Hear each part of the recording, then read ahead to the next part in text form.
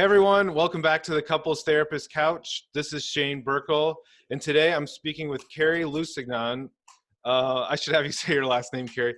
Hi, Carrie. Welcome to the show. Thanks. That was pretty close. It's Lusignan. Yeah. Lusignan. Carrie Thank you. Lusignan. Okay, Yeah. great. And Um, you are the founder of the Northampton Center for Couples Therapy in Massachusetts. that's correct. And how many therapists do you have there now? At present, counting myself, there's 10 of us, and we're looking to grow to 15 in the next 3 to 4 months. Oh my gosh, that's great. Yeah. Yeah. Yeah, and so tell everyone a little bit about yourself and your background, Sure. and more about that. And I do want to mention, because I'm still excited about it, that Carrie and I were just together this last weekend. I went to Northampton and attended a training with Stan Tatkin because Carrie brought him in. And that was so amazing and so incredible that you're bringing people like that to do trainings there. Yeah, we're really excited, and I feel really committed to it because I've had the opportunity to train with so many people in my career to date, but it often requires travel. A lot of them aren't in New England or Western Mass, and so this is part of our mission, is to start bringing more people in like Stan every year. Yeah, and tell us more about all the people you've trained with. Maybe not brought all of them in, but that you've trained with I've gone to most of them. Yeah, I've been fortunate. I trained with John and Julie Gottman first, and I'm certified in Gottman method. And when I got that training, it was back when you still had to go and personally train with them for all of the levels. So I got to have that experience with them in person, and the groups were relatively small. So that really formed my foundation working with couples. And after that, I pursued emotionally focused therapy, EFT training through meeting the criteria to get certified. I've just never sent in the videos. And I trained with George Fowler, who's also a gem. And then about 2.5 years ago, I started working with Brent Atkinson, the founder of the PECS method. And I went out to Chicago and I did some personal training with him and some consultation. And then I had him train my whole team in the PECS method. Last year, I think we spent 4 or 5 days total training with him. And then most recently, I've been training in the Daring Way curriculum with Brene Brown's organization. And along the way, other stuff. So I've done trainings with Stan Tatkin. I've done some trainings with Esther Perel and David Snarch. So a lot of different folks. Yeah, that's great. And I'm really interested in the Daring Way training stuff, because I haven't heard a lot about that, but I don't know if we'll have time for that today. Right. Carrie and I really wanted to talk about how to do intensive retreats, what some people call marathon therapy. Right. And so that's what we'll try to focus on. We'll see if we can stay focused. Right. If we don't, it's okay. We can try to keep each other focused. Yeah. But that, just to let everyone know, Carrie was also in episode number 3. And you talked about how some of the different models come together. And I like the way you talk a lot about state-dependent models. Mm-hmm. And can you say more about what that means for people? Sure. I'm always thinking about it. And especially after sitting with Stan Tatkin this weekend, right? Because I think his approach is probably the most heavily state-dependent approach of any that I've had any taste of or training in. So with state-dependent work, which I think is different than experiential, although they overlap some, we're really working to get people in this window of tolerance where they're activated enough for new learning to happen, for neural pathways to kind of be remodeled, but not so far into the window that they're saturated, but not so far away from it that they're role playing versus doing the actual thing. So I'm really attracted to any model that places a lot of emphasis on working with, activated states and physiology. Mm-hmm. So you're talking about when any of us get into stressful situations, which all of us do with our partner at times, right. We start falling into fight, flight, or freeze, or whatever things, the rational part of our brain shuts down. Right. Is that what you're talking about as far as the different states that you're being Yeah. aware of in the room? Yeah, that the best learning occurs, and Brett Atkinson really talks about this in the PECS model, that the best learning occurs when people are in a state that is similar to, but not identical to, sort of the most intense, challenging ones they're navigating at home. They need a playing field to practice in, and it has to be real enough where they're working with the same kind of activation that gets them in trouble. Mm-hmm. Great. And so when I think you had mentioned to me before this that when you're doing the intensive retreats, for you, it's one of the best ways to sort of guide and navigate couples through this ability Exactly. to work with this. Yeah. Yeah. So here I can just start to go all over the place. Is that okay? Yeah, sounds good. Okay. So, I just want to say first a little bit about where we're at with offering intensive retreats at our center. When I first started offering intensives, I called them marathon therapy as a trained Gottman therapist. That was the terminology I had learned. But when I actually reached out to the Gottman Institute and said, hey, can I get some training in doing marathons? Because I really want to do that. They didn't actually have any training at that time that you could do in it. So I went on their website, and the most you can find is some information that says that, couples therapy is most effective offered in intensive doses up front and slowly weaned out to smaller doses spaced further apart. So that was something to start with. And so, it really, there was a fair amount of shooting from the hip in terms of how to translate that model and then later models into something other than 90-minute weekly sessions, which is what we do with our weekly couples. And what I found very quickly is that people who were contacting me and then later the Center for Retreats weren't contacting us for the reason that I understand marathon therapy to originally have been intended for. At least in the research I've looked at, it's not for couples who are in long-standing gridlock and crisis. It's for couples who have an issue or two they're hoping to work out. Maybe we relocate to the West Coast for your promotion. Maybe we don't. Maybe we move grandma into the in-law apartment. Maybe we don't. Talk about it for 2 or 3 days. Maybe have a checkup a month later. And what we found very quickly was that the bulk, over 90 to 95% of the people reaching out to us were really in crisis. And that's not what they were looking for. So then the challenge became, how do we translate this for a different audience where there's clearly a need? And that need may be coming from them not being able to access a comparable service close to home, so they're traveling to see us, or them having crazy work schedules, like physicians often who work, many days at a stretch, can't easily do weekly sessions, and really not wanting to turn them away. So at this point in time, we've really designed, I'd say, like a whole, I don't know what we'd call it, I guess like a protocol and a model for offering marathon therapy to couples that contact us. And at this point, it's about 40% of our center's gross, which is saying a lot because we also have 100 couples that see us weekly. Wow. So, so your question to me was about working with the activated states, right? Is that? Yeah. So I think people, so we'll get to all these points. So now I have like 10 questions after you said that, but we'll get to all of it.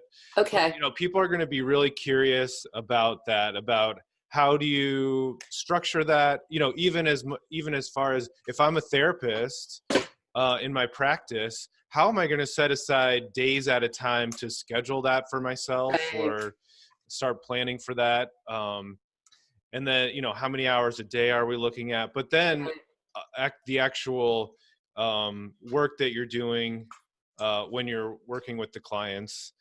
So I don't know what you want to tackle first. Yeah. I would love to tackle the clinical piece first if we could. The rest is sort of logistics and business, and it's helpful, but the clinical piece is really interesting. Yeah, because, so in recent years, we've actually changed what we call this on our website to private couples therapy retreats or private couples therapy intensives.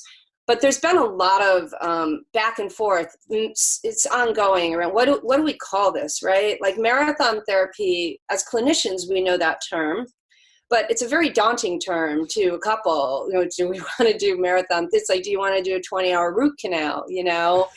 I think calling it a retreat is misleading, because then we do get people who call us and they ask if we have, a spa and a pool and hiking trails. And while we've considered supplementing our services with that, that's not really what we're about. So in terms of what it looks like clinically, I think it's easiest for me to speak to the couple, keeping the couple in mind. Who are these people that are calling us that need this? And couples that book retreats often have to wait after they book retreats for 6 or 8 weeks before they even get to come in for the retreat. So clinically, the retreat, if the intensive, whatever we want to call it, it really begins with the intake call, with my center at least, in terms of how much time we devote to talking with both members of the couple. Sometimes we'll spend 2 or 3 hours ultimately just in that process. Really wanting that in and of itself to start to help people to feel grounded and like they're in good hands, and that they can trust we really care about what they end up doing. And we do, even if they don't end up coming to us. So in some ways, guiding people and also assessing people. I think my center probably takes more couples than not. We're not scared off by some of the things that other couples therapists might screen people out for. I've had training with Bob Navarro working with couples in addiction, so that's not a rule out for us. I don't believe infidelity is always a rule out. So we do the intake call, and then assuming the couple books with us, they're immediately registered for an online Gottman assessment. That's a part of our history and our roots that we're really true to, and I think is really important. So I think the couple knowing that they have something to do as soon as they sign up, even if they're not going to see us for 4 to 6 weeks, that in and of itself has the potential to act in a way that's therapeutic. Mm-hmm. At this point in time, we also send people reading material prior to the retreat. And because we've trained with Brent and in the PECS model, we actually purchase a copy of his Developing Habits for Relationship Success, which is a digital book for all couples that come to see us. And in general, we ask people to read the first 74 pages of it before the retreat. So again, they've got some homework. There's a little bit of testing being done. We make ourselves available to answer any questions before the retreat. Brent's book is particularly good if you're trained in the model, because then you can continue it into the work after the couple starts with you. So then when the couples come, I mean, I think do you ever meet with them, either if they're local, that they come in and meet ahead of time, or if they're distance by video? We don't do any meeting in advance of the retreat, and in general, we steer away from talking with other therapists prior to the retreat. We will always talk with them after, and if there's any like active addiction or any kind of red flags, we will talk with therapists before.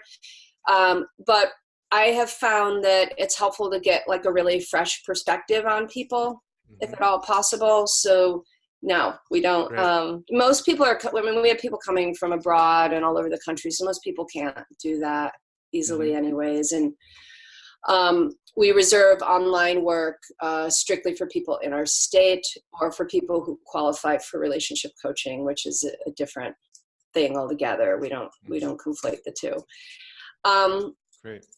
So in terms of I think the thing I want to say about this that feels most important is, I was thinking prior to today and this morning before talking to you that I think most people, when they think of marathon retreats and they think of intensives, are thinking in their head, we're doing this because more hours and more minutes is really good for people. It's more therapy. It's like we're condensing like all these weeks of therapy into just a day or two. But I think the other thing that's equally important to emphasize is, like with state-dependent couples therapy, I'm always thinking about dosing. I'm thinking about how are we dosing the work that we do. And that can look like how intense are we going with people and then pulling back? How long do we stay in an activated window and then let people, work on calming their nervous systems? How much are we doing top-down work, which is much more, cerebral and cognitive versus bottom-up work? And I think that the value of intensives and marathon retreats lies also in the amount of time, in the space in between those moments. And so the reason we need those long windows is because we need to have room to take those breaks in whatever way we decide to, so that we're not just, coming in, bombing people, and then letting them go. Does that make sense? Yeah, and I think when someone's and I've been doing longer and longer sessions with people just because I totally agree with what you're saying. If someone's coming in for a 45-minute appointment, which I don't even do anymore with couples, right? You're pretty. You can accomplish a lot, but you're pretty limited as far as right. being able to be flexible in the way that you're talking about. Right. So it's not just that 10 hours, if like once a week for an hour equals 10 hours over 10 weeks, right, is equal to 2 days in a row where you're getting 10 hours. Right. It's like within that 2 days, you're getting much, much deeper work. Right. Probably. Right. The therapist is good and knows right. how to work it. Right. Yeah. Right. Absolutely. And there's so many, my background is in visual arts, my undergraduate degree, and there's a concept in visual arts called negative space. And what it refers to is kind of like, if you think about like an old Bugs Bunny cartoon, when like Bugs Bunny runs through the wall and there's a hole, the negative space is the shape around the hole of Bugs Bunny. And I'm more of a musician at this stage of my life, and I think of negative space as the silence in between the notes. And so I think when we do these long marathons or these intensives with couples, what's equally important to the notes that we're making when we have people interacting is the space in between that. And that occurs in the window of time before they come. It occurs throughout the session and how we choreograph their interactions and allow for reprieves. And it also occurs in between each day, when the couple leaves the office and they're together for the evening and then they return in the morning. So it's really important to put a lot of thought into the negative space as well as the interactions, I think. Yeah, that's great. That was a really good analogy. Thanks. Yeah.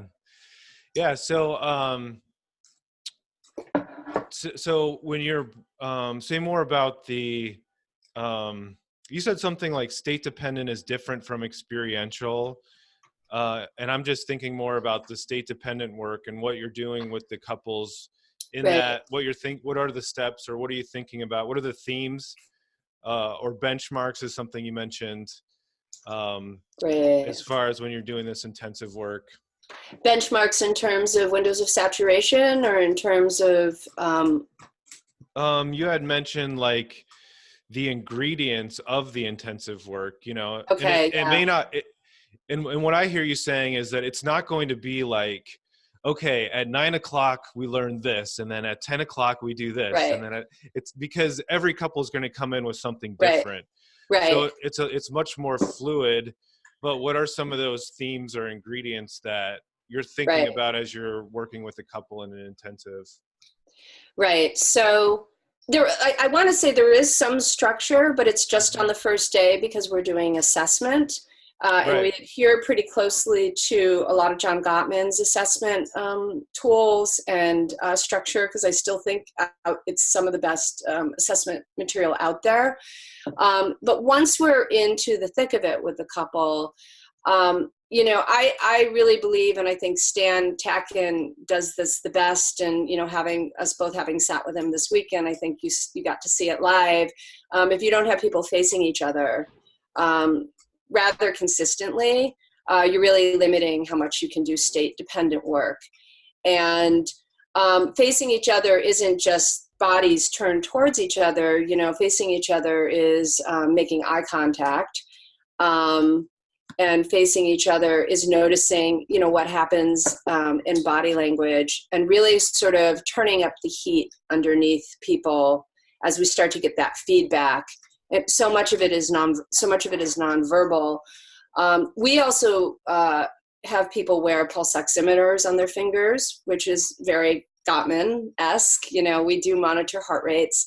And so, it initially starts with that. It initially starts with turning people towards each other, and then, allowing for the material to arise.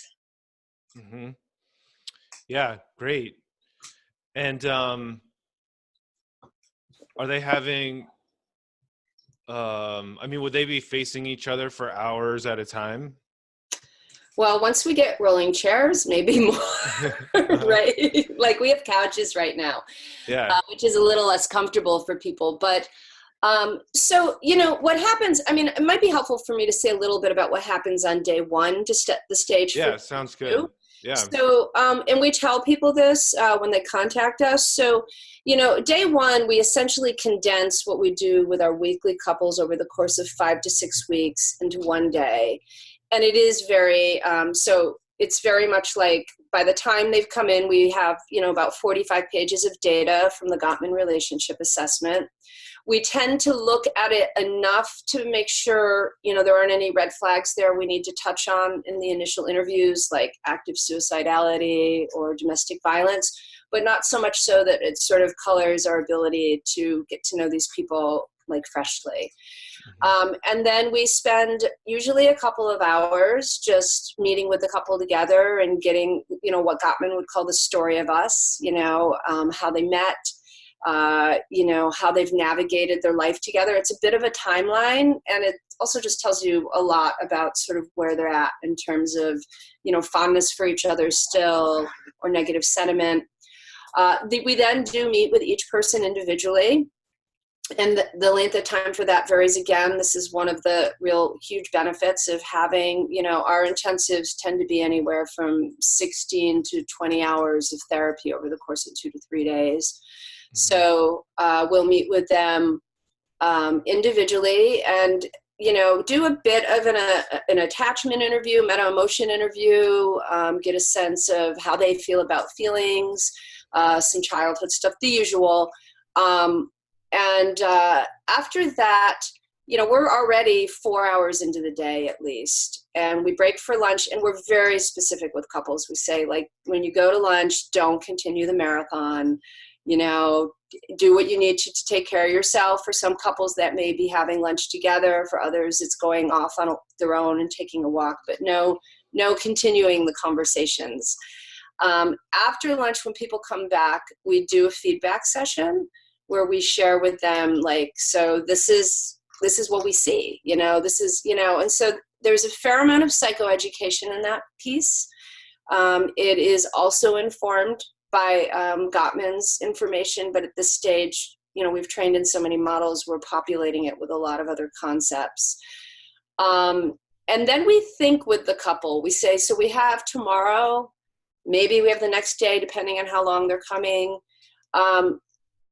There's a couple of ways you can do it. One is sometimes I, as the therapist, will identify somewhere to start because they're coming in with something really glaring, like a major betrayal that's occurred. But other times the couple is really, not sure where to start. So I'll encourage people to just quietly each think to themselves that night when they go back to the hotel about something that they would each like to spend some time on the next day. But not put a lot of weight to it. I tell people, like, all roads lead to Rome. Like, in the end, like, it's not so much what you talk about, it's how you talk about it. And we send people off again, and we tell them not to continue the retreat into the night. This is based on years of experience. People would come in, and they'd rent hotel rooms next to each other, and somebody would drink too much wine and start pounding on the door, so really trying to guide people pretty specifically around how to be in those couple of days. So so when they come in the second day, that's when, we turn them towards each other. Now, the second day is usually a 7 to 8 hour long day. And within that, there's maybe 1 hour break for lunch and a few shorter breaks. And so we usually have time, if there isn't one identified issue, to have like the morning devoted to one person sort of leading, like, this is what I want to talk about. This is, they're kind of like the speaker, Mm-hmm.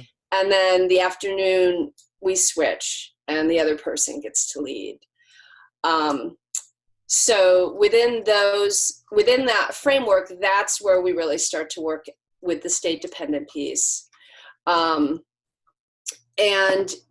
it's really going to vary from couple to couple, what happens in that window. Mm-hmm. Yeah, great. And when you are having, a lot of these therapy models talk about sort of getting the dance or understanding the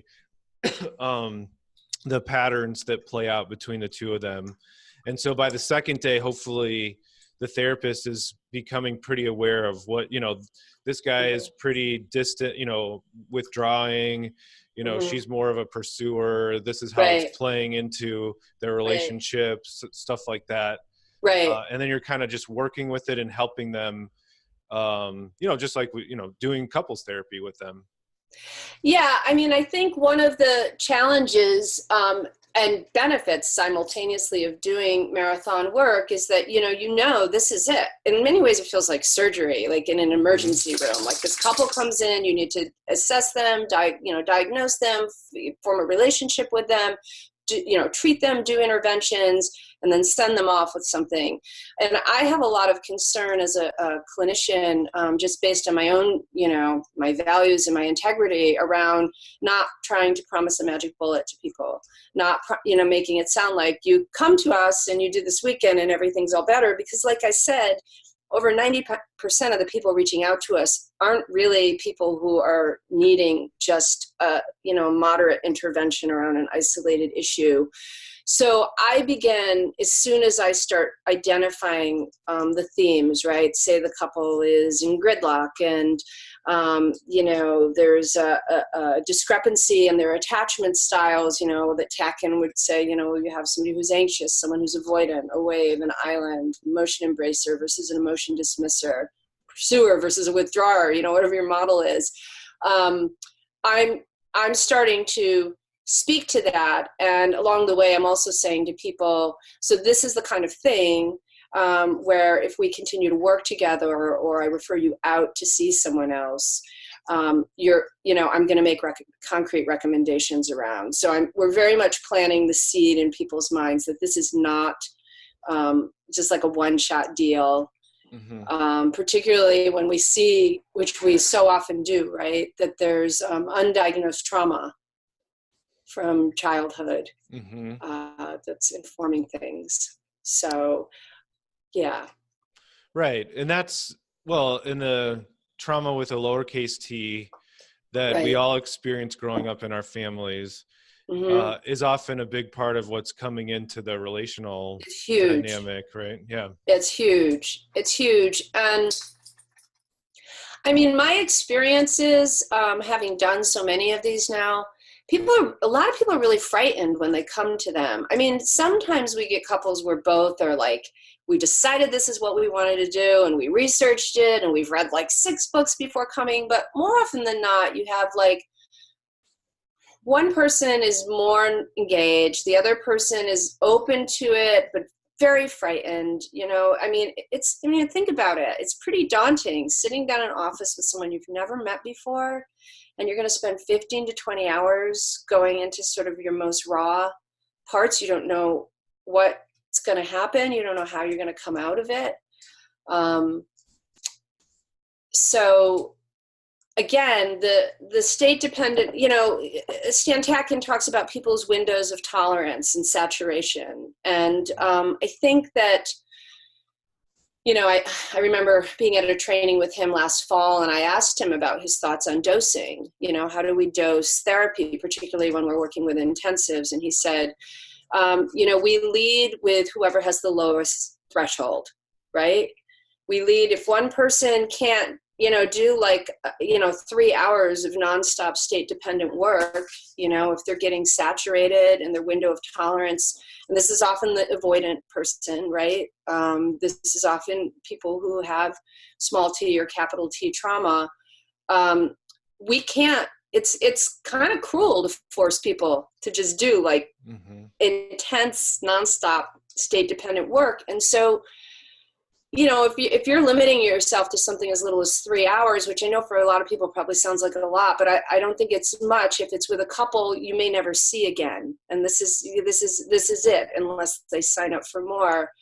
I think we really need to build in extra time when we structure these days to allow to go with whoever has the lower window of tolerance, allow for windows of rest.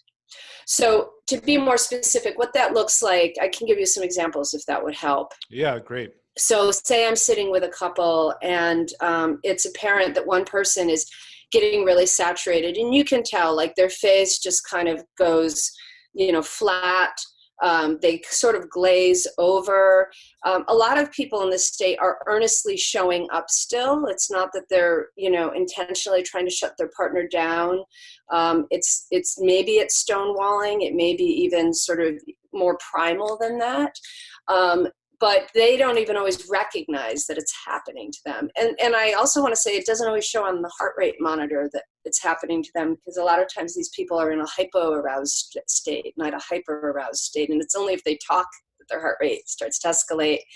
So, it's recognizing that as the clinician, which again is tuning so much into the nonverbals, and really not being afraid to say, as much, and sometimes people really fight you on this, as much as you want to keep going, we have to stop for a moment. Now, there's different things you can do in that moment. If you're an EFT therapist, you may say, well, this is a withdrawer. I'm going to lean in. I'm going to engage them. And sometimes I do that. Sometimes people are too saturated to even tolerate that. So, we have people take breaks. We have a big, long hallway, giant long hallway, because we're in an old mill building. We have people just walk, down the hall and back a couple of times, get a cup of tea. If people are getting saturated and their heart rate's up, we might do like a flooding intervention with working with people around how to get their heart rate down, which is very Gottman. I think the gold bar that we're always shooting for is having people help each other get their heart rates down, more co-regulation than self-regulation, but sometimes people aren't ready for that. And then sometimes I just will slow it down by moving into more of a psychoeducational sort of top-down format. But it's also, right, it's all state dependent, even when you're not taught, right? Even just the act of here we break, here we start, here we slow down, here we speed up. Just the tempo that you're pacing the interactions at and the breaks that you take, separate from content or state, is state dependent, in my opinion. Well, yeah, and I'm thinking about how it takes a lot of skill on the part of the therapist to, hopefully they've had a lot of experience so that they can recognize it. And there's the things you're talking about, which, it's like if it's been an hour and we're getting overwhelmed here and flooded, then suggest taking a walk. But there's also the minute by minute awareness of the therapist of what's going on in front of them, and what question might they ask next that's different from the other option in that moment, to sort of give the person a break. It's like moving, leaning in, backing off, leaning in, backing off. Yeah, totally. And each one of those moments, it's like what we choose to do takes us in a different direction. And there's so many potential directions. And what I find so heartening about this work is, in some ways, it's very forgiving, because like Stan said this weekend, if you miss it the first time, it's going to come back around again. It's not like you won't have another opportunity. And just really reassuring people, like, this is what's really lovely about doing this process. We have some time to really sink into this. Like, we don't have to figure it out all at once. Yeah, that's reassuring for couples. I Mhm. imagine, it's easier for them to get settled in. Now I'm thinking about your analogy with art. Yeah, If I if I am committing to creating a painting or something, right, and I schedule myself for 1 hour a week, right, then I come back to it. It's like there's a process of sort of getting going again right, each time. And I might right, create something beautiful, but it's going to look a right, lot different than if I set aside 2 full days right, that I'm working on it and I'm in the mindset of right, that. And that's how I'm thinking about the intensives. It's like this ability to just sort of settle in with what you're doing right. and feel that flow once you get Right. into it. The flow is the word that was coming to mind. It's very much Yeah. flow, and it does feel very artistic to me. The other thing that's coming to mind, and you can tell me if I'm speaking to this too soon, but I know we can kind of, Mhm. we're in the flow and we Yeah. can fluidly back and forth, is I want to speak some to sort of the orientation at this point that we take with people um, sort of in the latter stage of the retreat around where to go from here. Because I Mhm. feel like that's so like I feel like we have an ethical responsibility to talk with people about, what are you going to do when you leave here? Yeah. Because so many of these people aren't people who should do nothing when they leave.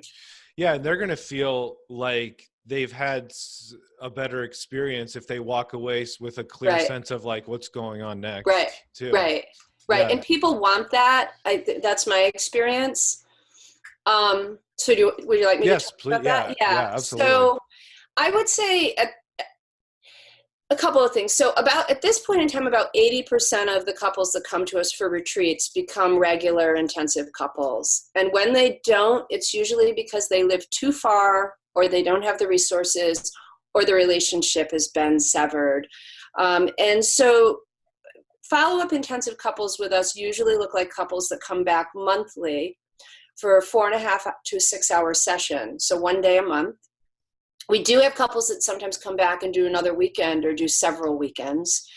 And, we are assessing them to see if they're good candidates for us as much as they're assessing us, I'm sure, because it's not appropriate for everybody. There are couples that really do need to be held in the consistency of weekly couples therapy. They're in such, active conflict. The amount of damage that they're causing to each other, even in between weekly sessions, is such. There's children involved. They need that kind of container. So the couples that are really good for follow-up retreat work, which we get a lot of because this particular, I think, format tends to attract people who they like to read, they like to do their homework, they've done their research. They're often people who are very well resourced, right? Like, unfortunately, we don't live in a world where insurance is covering something like this. And we do try to offer retreats at reduced rates because I don't want to be a boutique center, but we can only reduce it so much because it's an enormous amount of time. So, I think it's important to say we're working with people with a certain level of privilege who are doing these and some Right. advantages. And so, the ideal couple is a couple who's in between sessions going to read what we suggest they read. If we start to weave Brent Atkinson's pragmatic experiential, PECS model in, there's a fair amount of homework in terms of listening to supplemental audio material. They're on board for that. So the therapy is going to continue in between the sessions. So at this point, I'm pretty bold. I wasn't always this bold, but I've gotten to a point where essentially what I'm creating throughout the retreat slowly as I get to know them is what I call my therapist wish list. And I have gotten to a point where I'm like, the sky's the limit. It's my therapist wish list, right? Like, they don't have to do everything on it. If they do even like a quarter of it, it's going to be better than what they were doing before. But on that list, I'm composing what I recommend for them as a couple, as well as recommendations I might have for them each individually. Like, if trauma gets identified, I might suggest that they see somebody who's trained in EMDR when they go back home. I might recommend testing, any number of things, but I'm amassing this wish list. And so at this point, we always allot the last hour to hour and a half of the final day of the retreat to going over what we recommend. And so what I've learned is it's better to sort of shoot high and then, let people decide for themselves what they're up for and what they're not up for. It's a collaborative process. We talk about it together. And also just see what they end up following through on and what they don't is more information, for how, like I've had couples who have signed on. I have some couples that have been doing intensives with me monthly for a couple of years now. And I take out my bag of tricks and my magic hat and I send them home with a lot of, Brett Atkinson is by far the best model for homework in between sessions. Nobody has anything comparable to it. It's the only model, in my opinion, that allows for people to do state-dependent work on their own in a way that's structured with intention. And they don't do any of it, right? They don't do any of it. And that's fine. Like, that's information for me. And this is a couple who's going to need to see me longer. They're going to have to come back monthly for intensives. Like I said, they're coming for 2 years. But then I have other couples and they buy their own pulse oximeters. They are sending me audio clips routinely. And they're picking a different option on the menu. Mm-hmm. But I think the idea is to have a big menu. And then the other thing is, at this point, we send people home with a package of goodies. Like we're like really nerdy about this. We have like bags that we've printed up and then we have a library filled with hundreds of books at this point of all of our favorites. We've got everybody: Terry Real, Sue Johnson, Stan Tatkin, John Gottman, books on infidelity, books on trauma, Bessel van der Kolk. We give them a big bag stuffed with stuff, bookmarks. We give them a list of recommendations. It might include videos to watch. It might include, And then the last most important thing is we make recommendations about, I always tell people you can come back to us. We can help you find a therapist closer to home, or you can do nothing. And if you come back to us, this is what I recommend. And again, I've gotten really bold. I'll say, let's meet monthly, 6-hour sessions every month for the next 6 months. And people commit to it,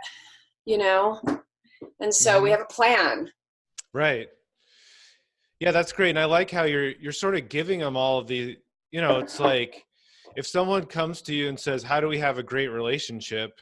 They should at least have all the information. Like, okay, read this book and this book, and you can do these activities and you can do this. Right. And then like you said, maybe they'll do a little bit. Maybe some people are good about that kind of thing.